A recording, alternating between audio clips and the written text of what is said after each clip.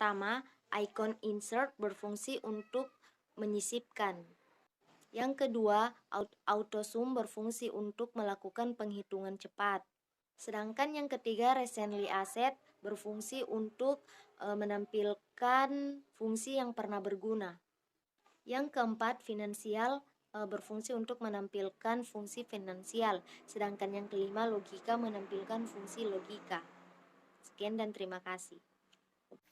Teks menampilkan fungsi teks. Data dan time menampilkan fungsi data dan waktu. Lookup dan referensi menampilkan fungsi lookup dan referensi. Math dan string menampilkan fungsi matematika dan trigonometrik. More functions menampilkan fungsi lainnya. Definite names. Yang pertama, nama manajer. Ctrl F3 digunakan untuk membuat, mengedit, atau menghapus atau mencari nama yang digunakan.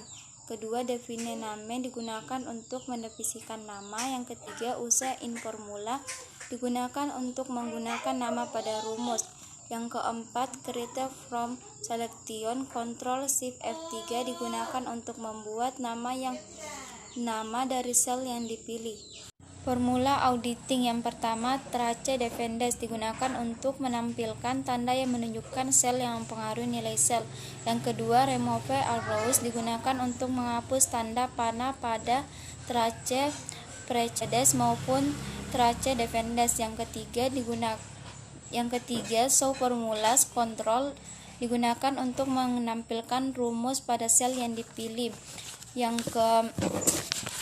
Yang keempat, error checking digunakan untuk mengecek kesalahan rumus. Calculation option menentukan kapan kalkulasi dilakukan. Calculate now melakukan kalkulasi semua workbook. Calculate sheet melakukan kalkulasi sheet. Evaluate formula memperlihatkan kotak pada dialog evaluasi formula. Wedge Windows menguasai nilai beberapa sel saat dilakukan perubahan pada lembar kerja. Calculation